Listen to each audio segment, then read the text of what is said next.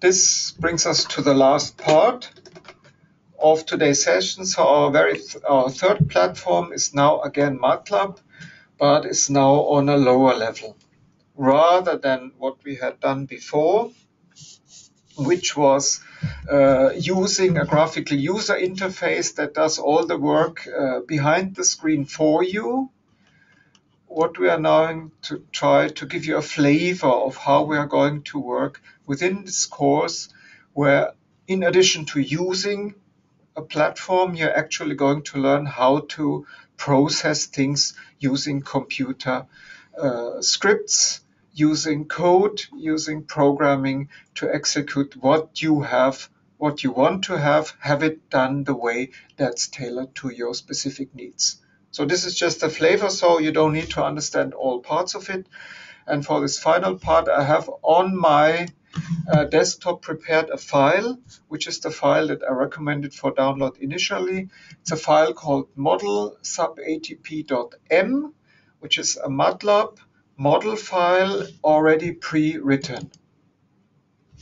So what we have here is a piece of code that tells MATLAB information about certain parameter values and about a certain model scheme that is implemented here. So we haven't actually bothered to implement the whole Nielsen model because it has so many reactions and it's such a complicated thing that the first look at it might look quite daunting. So I have just simplified this to a very simple version of a model that only looks at the components ATP, adenosine triphosphate, ADP, adenosine bisphosphate, and the adenosine monophosphate as they interact in the same way that they are there in the Nielsen model. So it's, if you want, it's a sub-network. It's the network of these three nodes, ATP, ADP, AMP, and we are highlighting only a few reactions, and you can see them displayed here. So in future sessions, we are going to learn how to derive the mathematical formalism for this and how to implement it in MATLAB. In this case, we have done it all for you. And the thing that we will going to learn is that then how to pack this code into a function, namely a piece of MATLAB code that we don't need to bother about, that is saved and sits in some place and is then able to be used by either command line inputs or by scripts that we are writing that access this model. So if you want to have a quick look, the reactions that we are going to simulate here are input to ATP at a certain rate, input to AMP, so that means an open flow system. ATP plus AMP is converted to ADP, is the production of ADP in a known process from a triphosphate and a monophosphate. We get two bisphosphates. And ADP, as you know, in many reactions, two reactions down the glycolytic pathway is converted into ATP, the generation of energy-rich ATP, and we have an outflux from ATP. So what do we want to do if we want to run this model in a simulation? So the way we are going to do this in the future, I just click this away for the moment, is we have to do three things. First of all, we have to define a time range. So our time range, and you can just follow me with this here, we just use a certain time range, I don't know, some minutes or whatever time unit there is. We define a vector, which we have learned that has two numbers, namely the initial time and the final time. Second input that we will need is initial conditions. So if our variables are called y, we need to put a vector with three numbers because we have three variables which we remember, ATP, ADP, and AMP, and we give them in a vector. We give just some, I don't know, some values. I just picked them arbitrarily now, say 10 or something. Initial values which tell MATLAB how to start this simulation, what was the initial concentration from which to work forward.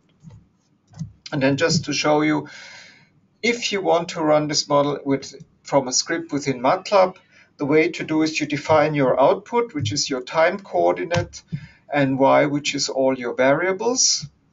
and you assign this to a function called ODE. There's a number of different versions of ODE. We use ODE 45. It's something that means, MATLAB, please simulate this model for me. And we terminate this with a semicolon. Within ODE, you need to tell which model you are going to simulate. So our model is called model sub ATP. We don't need the extension .m because MATLAB will assume it's in MATLAB format. We need to tell it what time range it is, so we can actually not yet. You can find the time range that we have defined before and separated by a comma. We need to give the initial conditions to run this model. So if we now use our run button to execute this code, sorry, not to save this code. Yeah, we can save it in something. How do we save it? We call that our test script. Test script, we will save it on the desktop where I am, and if I then run this model, we will have MATLAB doing the simulation and finish the simulation. But of course, that's not enough for us. We actually want to see a plot, and unlike previously, we're not getting that automatically. We have to use a MATLAB function. We have learned one in our very first session, which is called plot. And the simplest way to do is to just give it t and y as an input. It will use t on the horizontal axis, y on the vertical axis. If we execute again, run this code with the plot command or the plot functionality in conjunction, we can see that we'll get oscillatory output, which looks slightly similar in its temporal evolution because we have simulated a slightly different network now. We have only a subnetwork. But what we can see quite nicely, that all three components oscillate. I might put that into our interactive phase, and then we can see, for example, that we have ATP doing one sort of profile, AMP another sort of profile, and the final profile by ADP will have oscillatory solutions, and we have quantitative predictions of these. And this is what we want to elaborate on, writing our own scripts and doing simulations according to our own definitions.